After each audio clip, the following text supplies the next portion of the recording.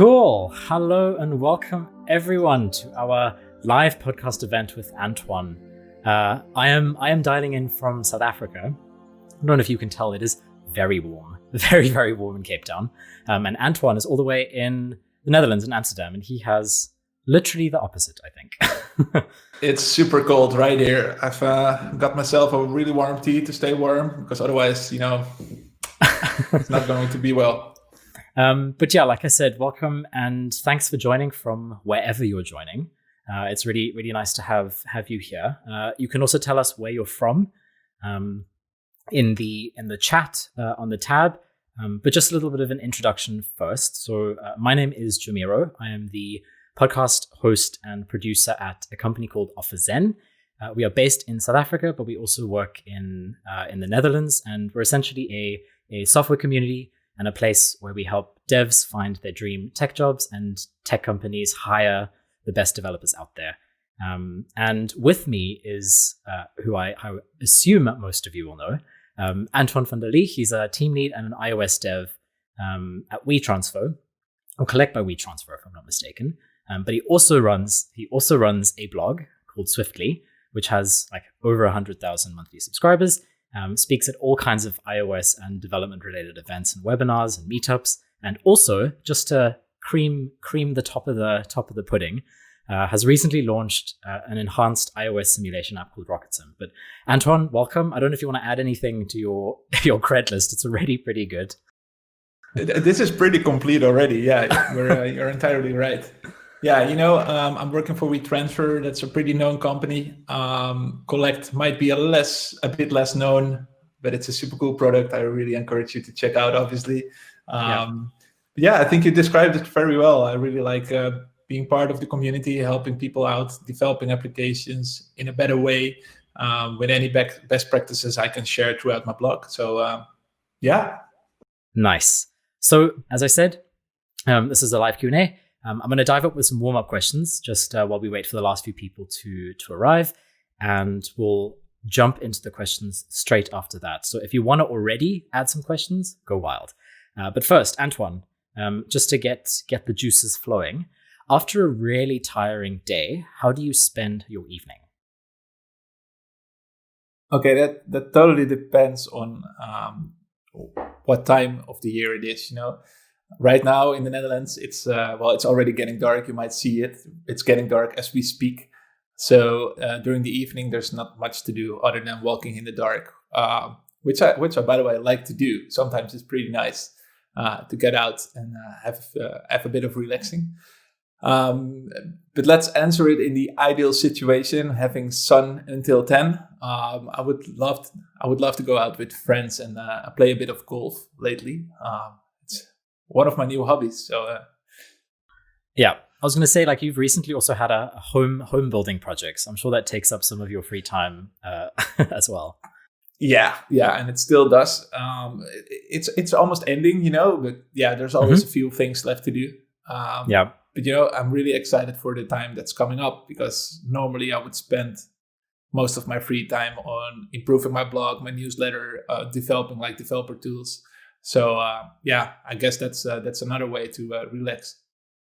Cool. And then tea or coffee, and how do you take it? Well, I'm now drinking tea, but that's such a coincidence. I would normally definitely go for black coffee, nothing in it. Nice. That's the best. Yeah, I've leveled up my coffee game ever since I got a machine that has that little milk froth attachment. Like now I'm so stingy. If like Plunge coffee is like, I don't take it anymore. It's not worth it. It's such a belief, like you have people with yes, all kinds of tastes, and I'm the one for filter coffee. That's my opinion at least. Yeah. And then what podcasts do you listen to, or what kinds of people do you follow online for content? Yeah, there's quite a few actually. I'm a Swift developer, so I'm listening to quite a few Swift podcasts.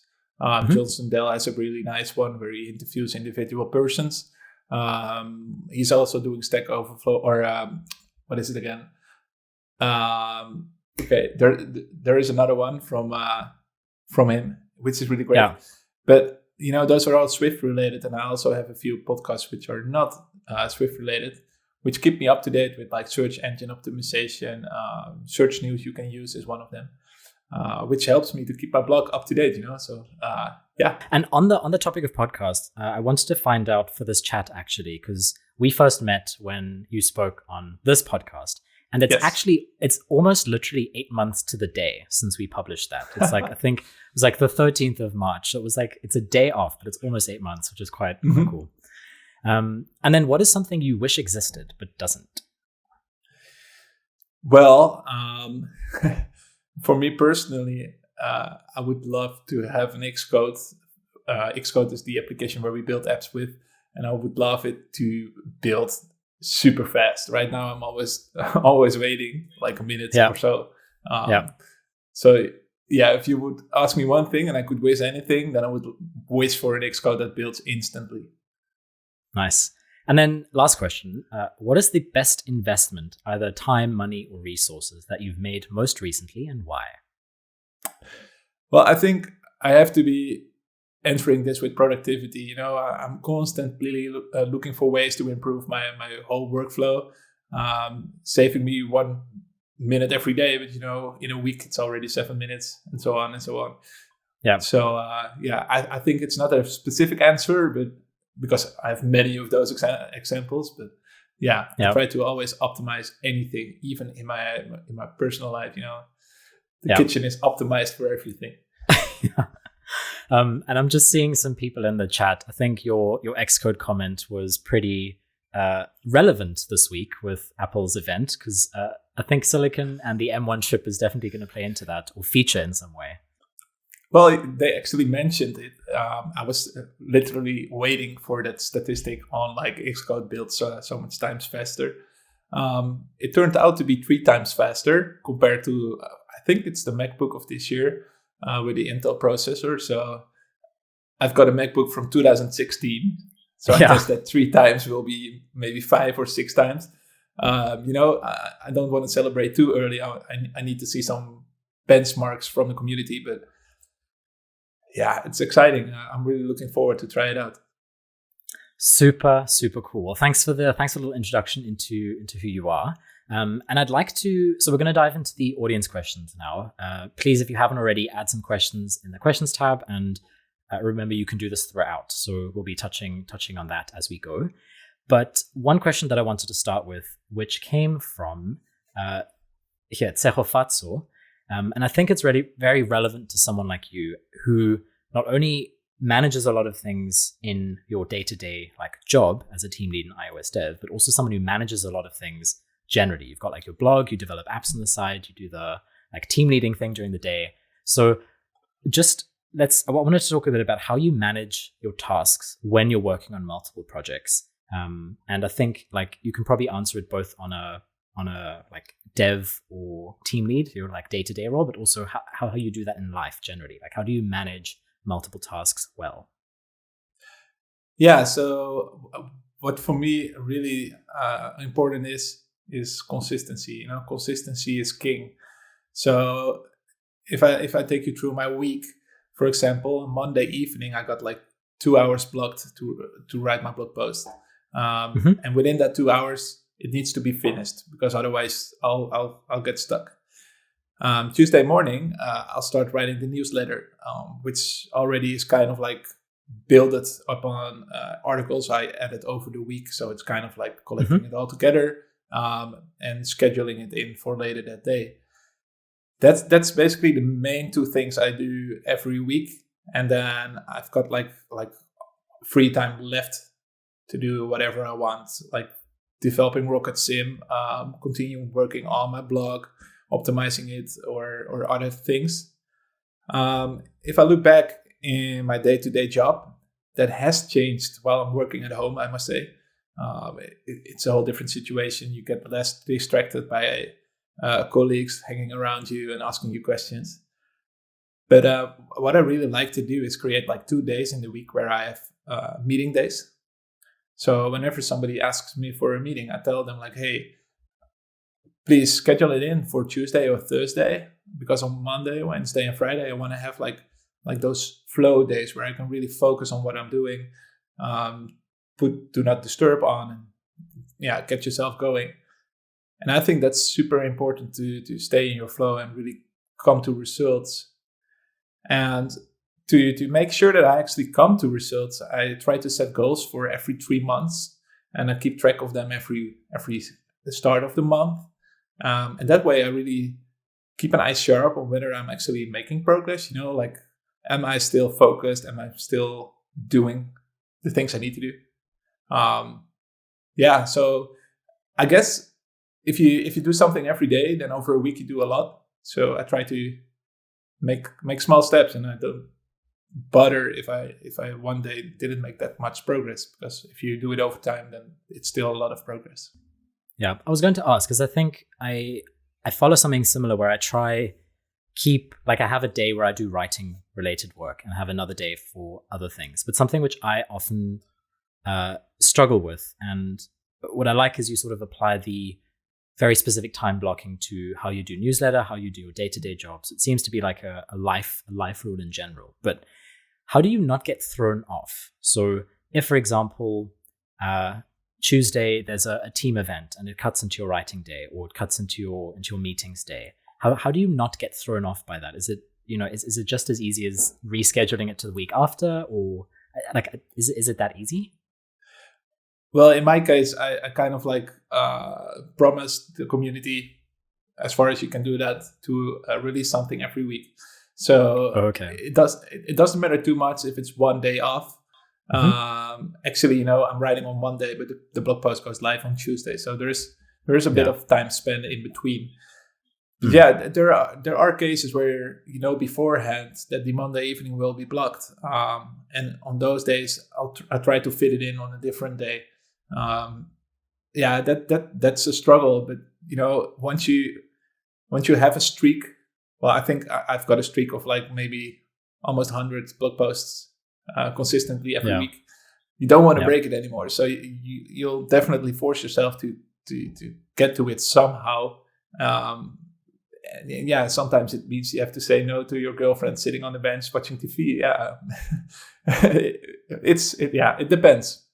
Yeah, I think related to that, it's a question that a lot of people have actually in various forms. But how do you balance the different things you do, and how do you decide how much time to put into each thing? Because like you said, you have a girlfriend, you have a job, you have the blog, you have side projects. How do you divide your time so that it's not you're not being pulled in 50 directions? No, that's true. Yeah, I think everybody can relate to the fact that they have 20 ideas, and before a project ends, they already start a new one. You really need to force yourself to finish something off before you start something new, and otherwise you won't finish anything. That's basically how it all goes. But yeah, it's funny how I now manage private life. I had a colleague, Boris, and he managed to be everywhere. When we did fun things, he was always there. He never said I need to stay home. And I was like, how did you do that? Yeah. So he told me he schedules 2 nights in the week where he blocks for sure that he's with his wife. So his wife knows we have at least 2 nights in the week together. And maybe more, but at least a minimum of 2. And the thing is, at least that's how it works with my girlfriend, and I hope she's not here in the call. But even if you have 2 or 3 nights together, it's never enough. They think that it was only 1 night, but by making it visual, by scheduling those nights off, you kind of make sure that you balance enough family time. And this sounds super easy. It's definitely not so easy for everybody, but that way I know at least that I'm not continuously doing all the programming stuff, and I make sure to have time with the family as well. Yeah, and it's probably about being very clear about trade-offs as well. So if it's I don't know, a critical day at work and you have to work overtime and you cut into your time writing a blog post, it's just being very clear, okay, this is the thing that I'm trading off and this is why. Yeah, no, that's true. And, a big difference for me right now, I've got friends who are builder people, they like to do some extra jobs on the Saturday and get some extra money in. For me as a developer, it means that on a Saturday I can do some extra hobby stuff, which might end up bringing in some money, you know. And that's also a way to really block the Saturday, for example, as well, to take that as an extra working day, but then for hobby, kind of, you know. Mm-hmm.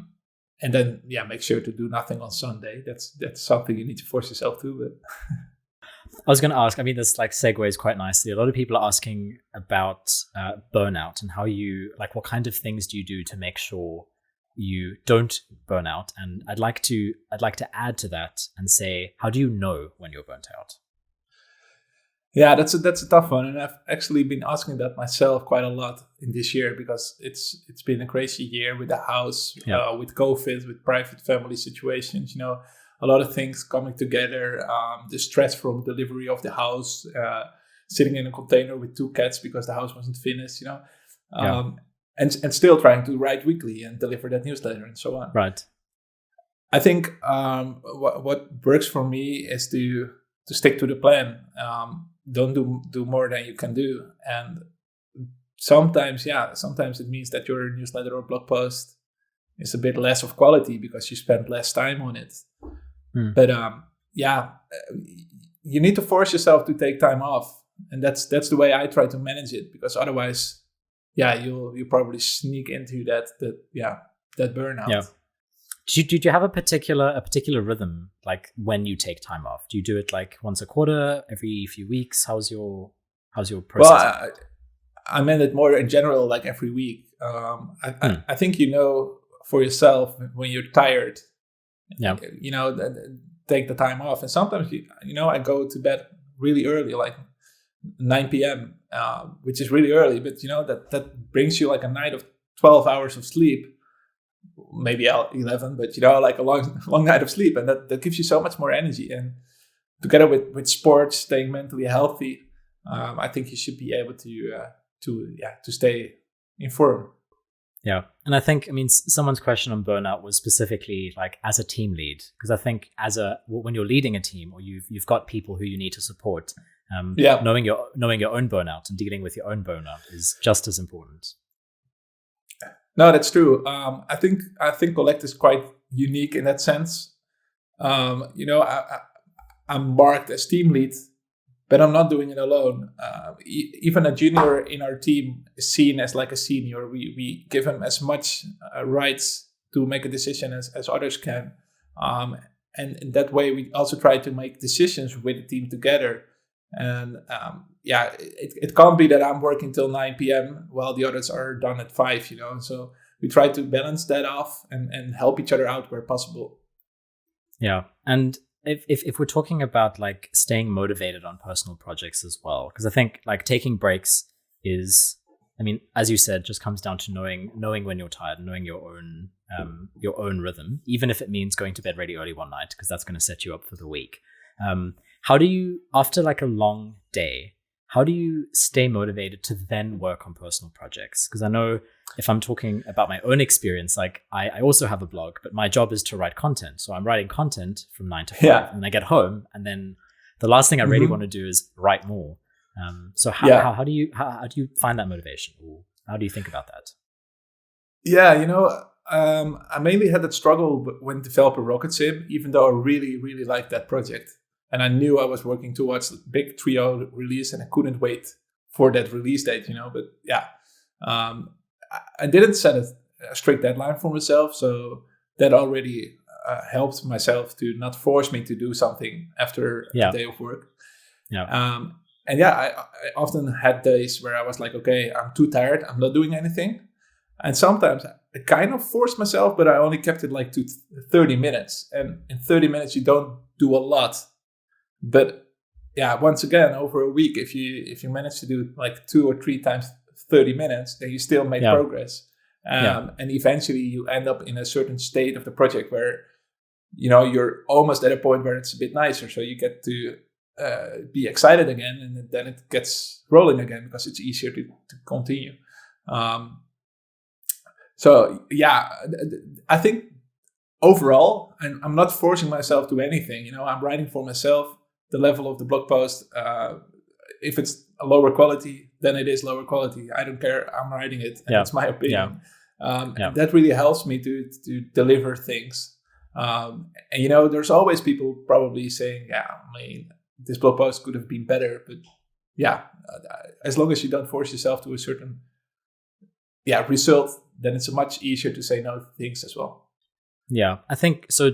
Two things that you've just said, which I want to highlight because I think they're super important. The one you just mentioned is getting better at saying no to things. I think that really helps with keeping motivation, because as long as you feel like it's manageable, you're going to be motivated. The minute you say yes to too much, or you try to take on too much, you're not doing yourself any favors. But the other thing you mentioned around is almost an aspect of accountability, but also remembering that it should be the things you do that are fun should stay fun. Like I've gotten really good myself at, if I don't feel like writing, I'm not going to write in the evenings. Like forcing yourself to do the thing because you think you should it creates this toxic cycle, because then you set like a precedent, and then the next week you're like, well, I pushed through that time, I have to do it now. Mm-hmm. And then you sort of lose sight of why you started doing that thing in the first place. And I think pacing yourself is, in that regard, is super important. And I don't think it's necessary to say, wait until you feel like doing it, because I also think that that's tricky, but there seems to be a balance that you need to walk. Yeah, saying no to things, it's super hard, but realizing that you can't do anything because you're too busy might be even harder to accept. So yeah, I don't know. And we've all been there. I also had that time where I said yes to everything. That's how you learn. Yeah. And I mean, just on that point, what were some of the impacts of saying yes to everything, and like compared as well to saying no to everything, or saying no to more things rather? Yeah, so especially in the beginning, I said yes to everything, and that really filled my day, and it's also right now still happening where I get requests for certain things, which I really like doing. Yeah. But then I automatically realized, like, okay, if I now say yes to writing this guest blog post, for example, that means that I have less time to work on Rocket Sim while I want to release 3.0. So I always really think like, okay, what did I plan for myself this month? And does it fit in that schedule? And if not, I just say no. And that's already like the comparison between saying yes to everything and no to everything. You get yourself way more time for your personal projects.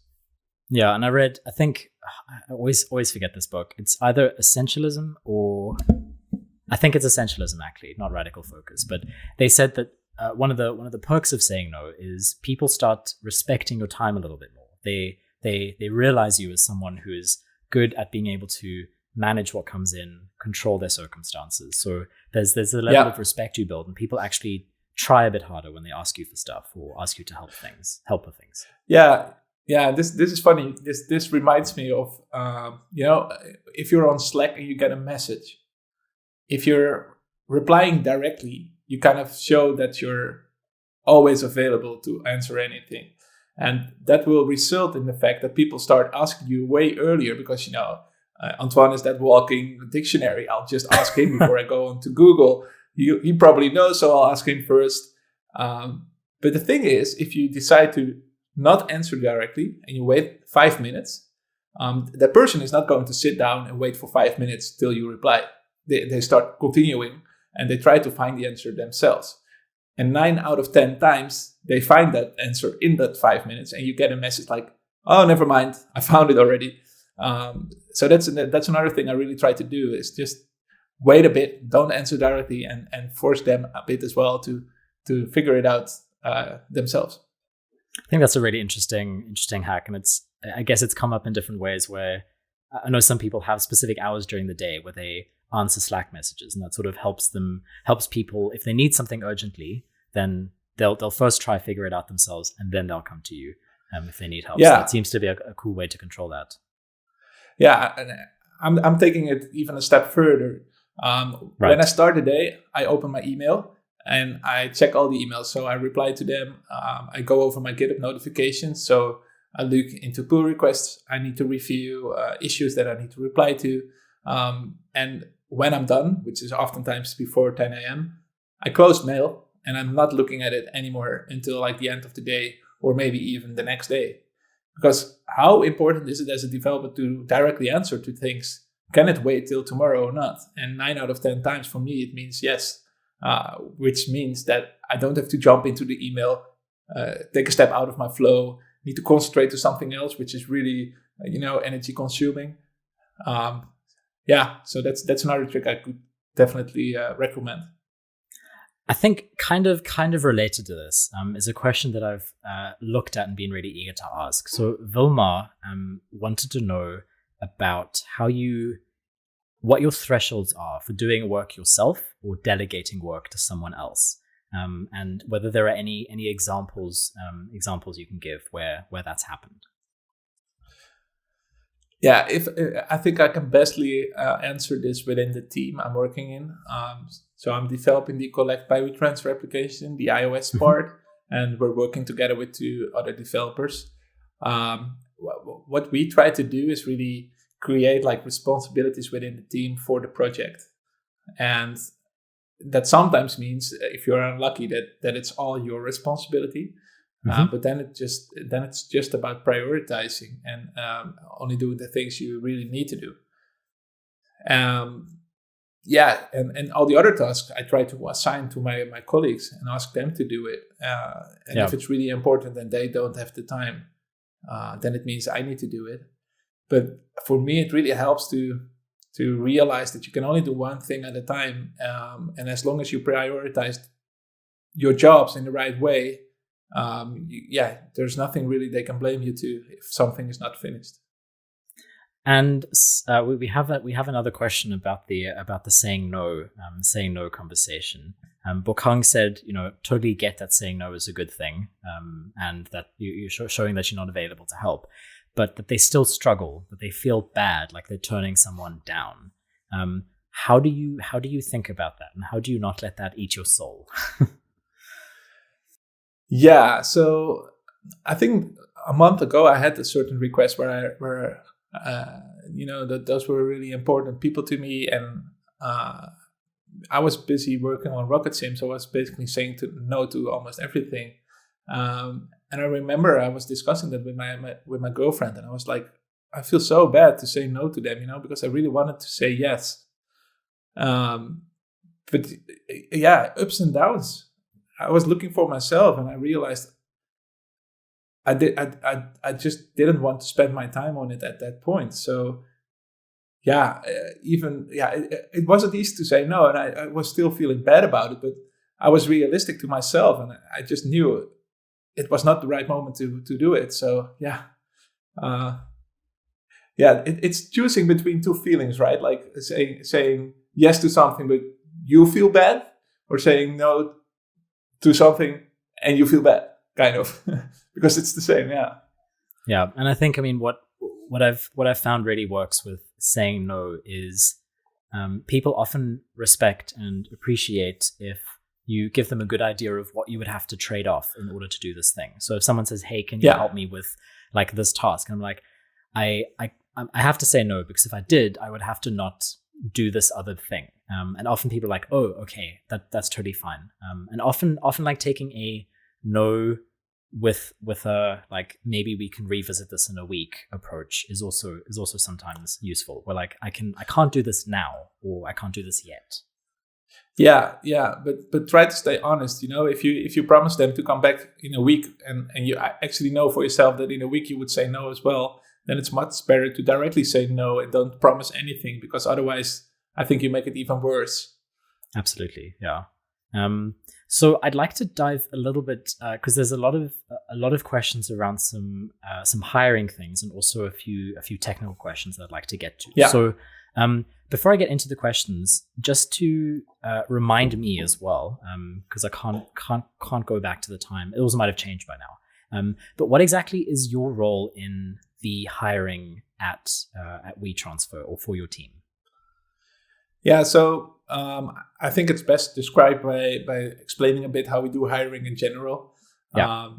Because we try to involve like all certain levels within the company. Mm-hmm. If you apply for a job at WeTransfer, you first get to get an interview with HR, and that's basically the first filter to make sure you're actually a good fit for the position. And also to make sure we don't spend time from an engineer, which is highly valuable and more expensive often, to interviewing somebody that beforehand was already clear that it's probably not matching the requirements we're aiming for.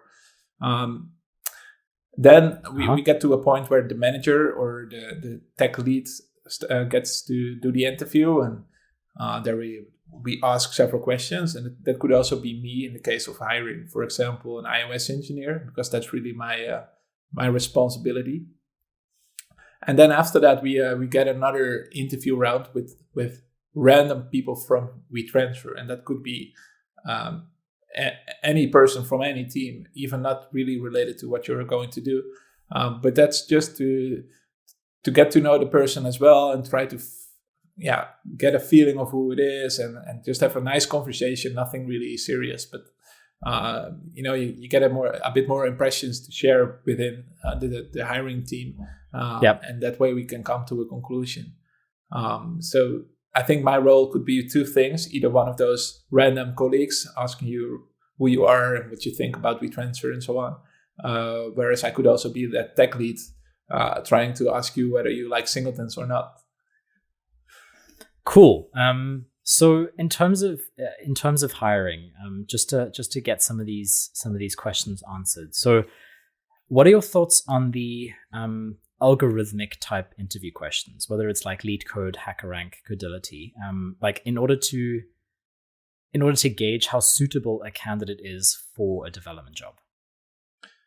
Yeah, this is often opinionated, and especially for jobs where you actually get like a certain question, a technical question that's not even related to what you're going to do in the end. In those cases, I really think like that's odd. Why would you need to answer a question you're not about to do in your day-to-day job eventually?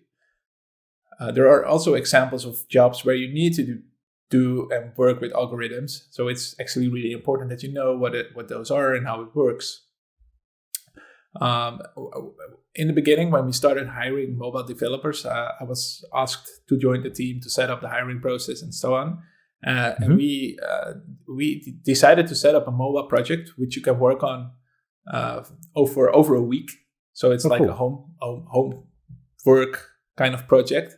And that way you can really work on it like if you were developing something for yourself.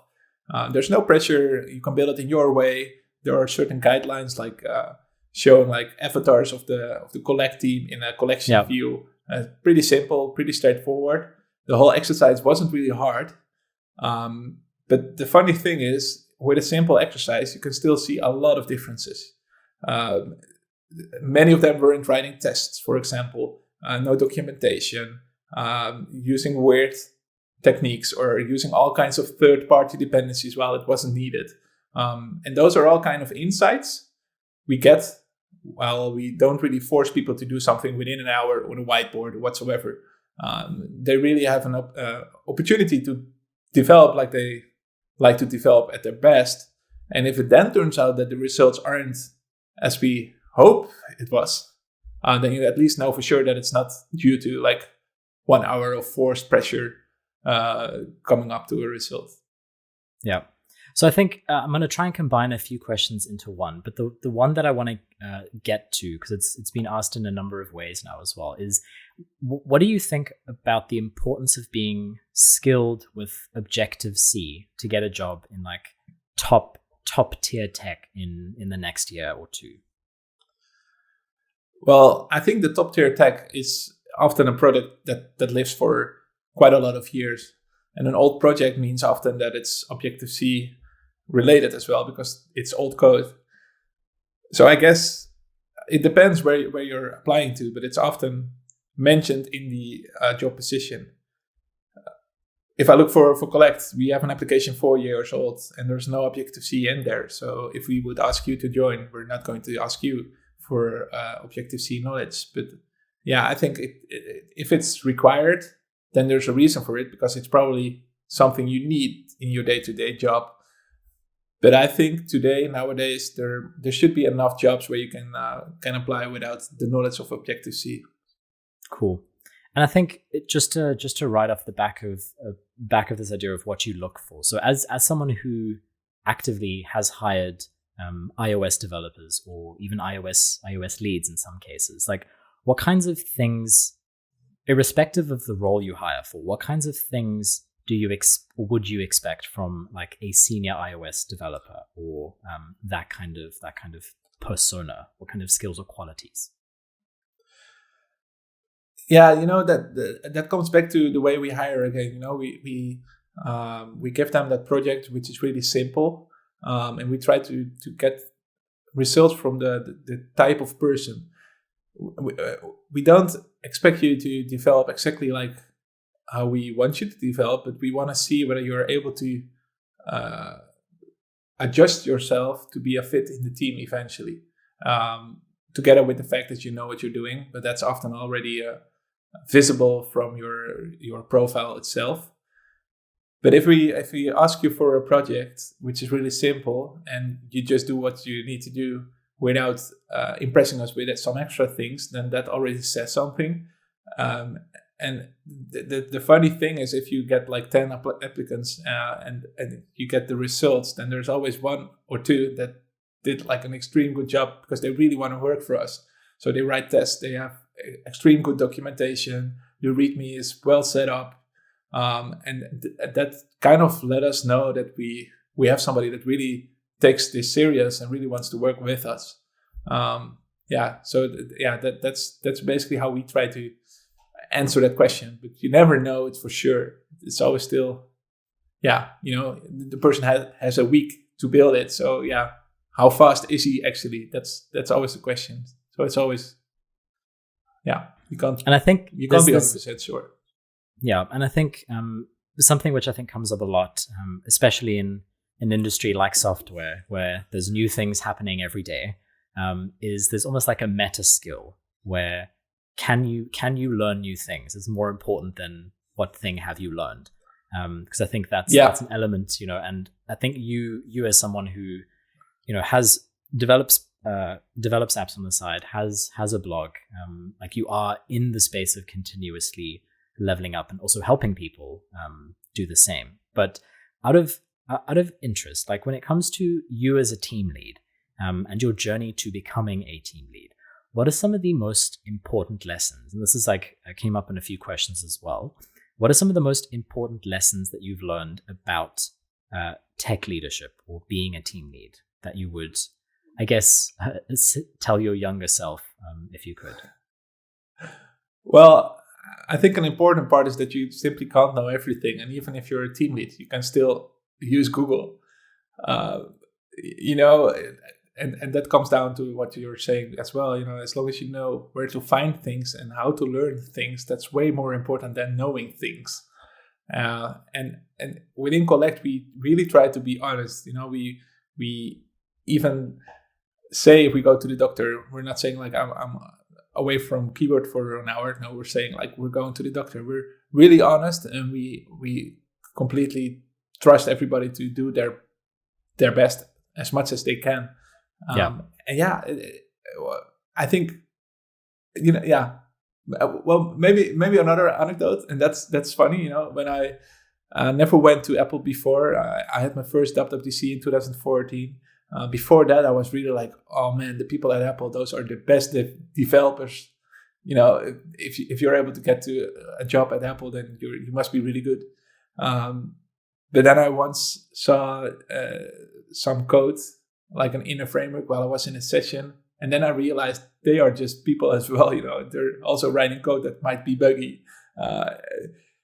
There's no perfect developer. Everybody makes mistakes and bugs and so on. So do the best that you can, but don't force yourself. Yeah. And how much, on this idea of learning and leveling up, first question is how important is personal growth time for you at work versus also finding time after work to like stay relevant? Yeah. So the funny thing is I try to find win-win situations. And the way for me to stay up to date is writing blog posts. I'm keeping a list for myself where I really try to dig into certain topics I find interesting, or topics that I need for my day-to-day job. And sometimes it means that I'm researching something during my job and I can write about it in the evening. And sometimes it's the other way around, where I wrote about it in the evening and I can use it during my day-to-day job. But yeah, my blog is kind of my personal knowledge base. It's not rarely that I search something on Google and I come back to my own blog post and I know exactly what I did the previous time and I can reuse it. So it's kind of my way to make sure that I stay up to date through my newsletter, or stay up to date by researching everything in a new blog post and write it down for myself. Yeah, and I think the one thing it does is, I mean, it's a cool rhythm and forcing function to like find your knowledge gaps. Be like, wow, I didn't realize how little I knew about this thing. Let me learn about it. Yeah. But the one thing which I think it does tie to quite nicely is having a profile and having something to show people. And I think there's two questions sort of related. The one is like, what kind of profiles have been the most valuable for you? Your like Twitter, your blog, your GitHub, or off the back of that as well, like what impact in your career has having a profile had on where you are? Like, could you have gotten to where you are without that? Well, quite literally, I got my job through doing a presentation on stage because cool. The project manager was in the audience. But yeah, I think it depends. I don't think you need a blog or you need a big Twitter account to get a job at a certain place. Definitely not. But yeah, the fact is, if you build up reach, you get to know more people and people find you earlier. So the chances are bigger that you get to a certain position. And obviously, if you have a lot of reach, it's easier to get to conferences, speak at conferences, just simply because they know a bit more about you, because yeah, you've proven over time that you've got some knowledge to share.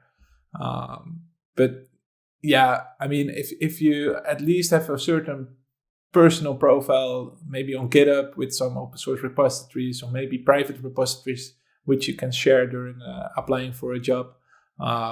Yeah, you have to make sure that you're able to share who you are, and then I think it's more than fine.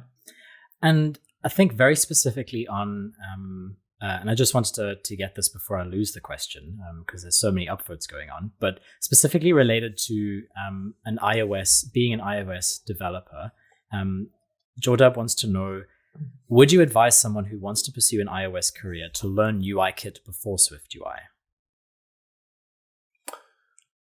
Oh, that's an interesting one. Yeah, I mean, if you're about to apply for a job today, you won't make it without UIKit knowledge.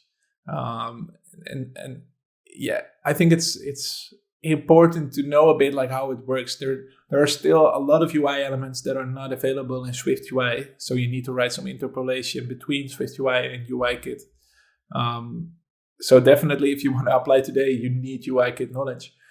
But if you would ask me the same question in 2 years, maybe then it's already a whole different situation.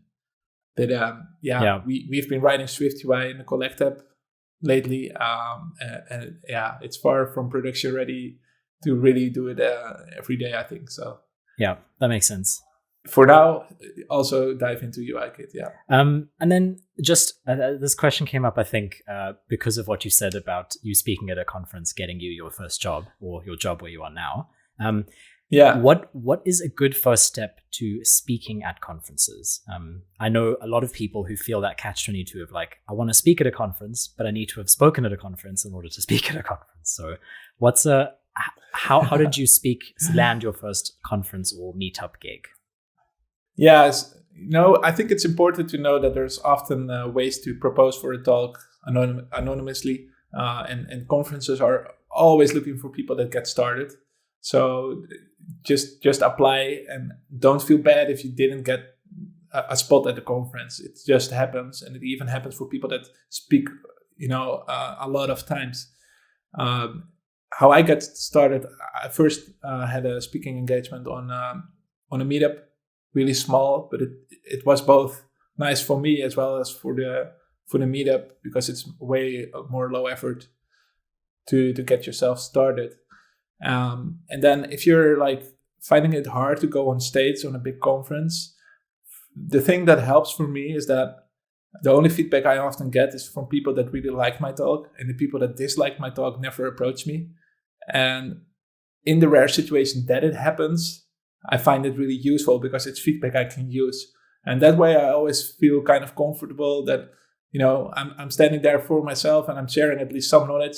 And it's probably useful for a few and maybe not for everyone, but you can't be perfect. Yeah. And I had a question about tech leadership, which I'd like to ask before we run out of time. But what piece of tech leadership advice would you say people should ignore? Should ignore? Yeah, I don't know.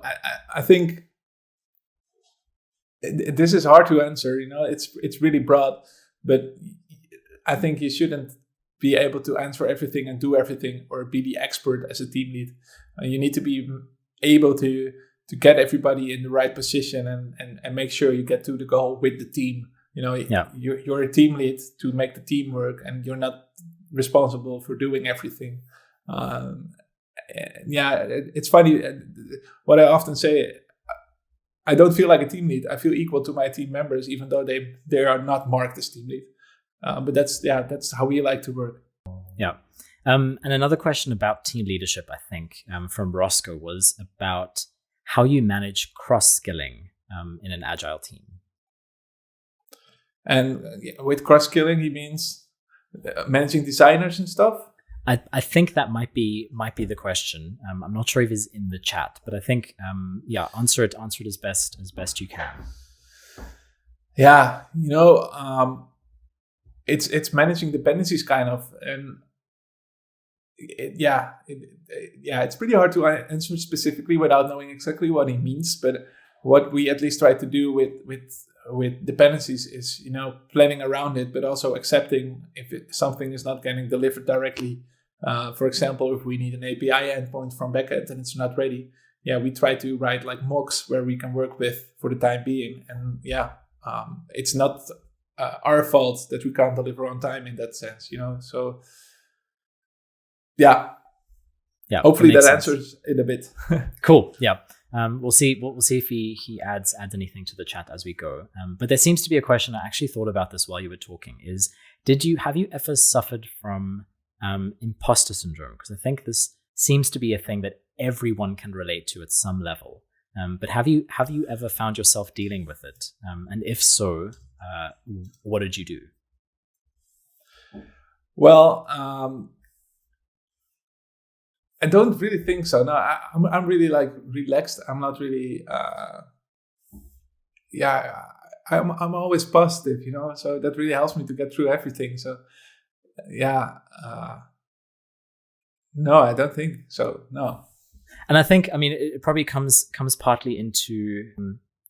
I imagine that question might have come from if you are a developer and you become a team lead, how do you know that you're where you're supposed to be and that you're good enough to be a team lead now and not just a developer? But I think part of that comes from not seeing yourself as better than or more of an expert, and just remembering that Google is still a great source for anyone, no matter if you're a CEO of a company or like a junior dev. So I think you've almost answered that in a way. Yeah, but what is super important to know that you're doing what you need to do is asking feedback and really set that stage that people can be honest and that you are okay with them saying something negative, because you're looking for feedback other than you did great. No, you really want details, and what a good way to do that is to ask questions anonymously. That way people can just answer whatever they think, and that's the simplest way to improve yourself. I think you can't ask enough feedback. Yeah, no, that makes a lot of sense. I think that is a really nice place to end it. There are still so many questions that we could have gotten to. But we will definitely, Antoine, I think we need to have another one at some point to get to some of these other questions. But thanks to everyone for joining, and thanks for spending your whatever time of day it is, whether it's morning, evening, or lunch. With us, it's really nice to have had you. Look out for more of these. I'll be twisting Antoine's arm to do a few more. But like I said, thanks for engaging. Thanks for your questions. And yeah, look out. We'll be sharing this online soon. So if you want to listen to it again or make notes the second time around, you can do that. But for now, thank you so much for joining. And yeah, I hope everyone enjoys the rest of the week ahead. And thanks again, Antoine, for being with us. Yeah, thank you. That was a lot of fun. Hopefully, I've managed to inspire some people. And yeah, always feel free to ask me any questions through my email or Twitter, and maybe I can answer them later. I was going to say, I will, when we post the content, I'll put all links to your social media and blog. But just for now, where can people find you best? I think it's best to follow me on Twitter if you want. That's TWANNL. That's my Twitter handle. Maybe we can put it quickly in the chat. And otherwise, you can follow me. My blog is avenderly.com. And there you will find all my details. Nice. And I think often Google is really clever. So if you just Google your name, they'll find you wherever you are online.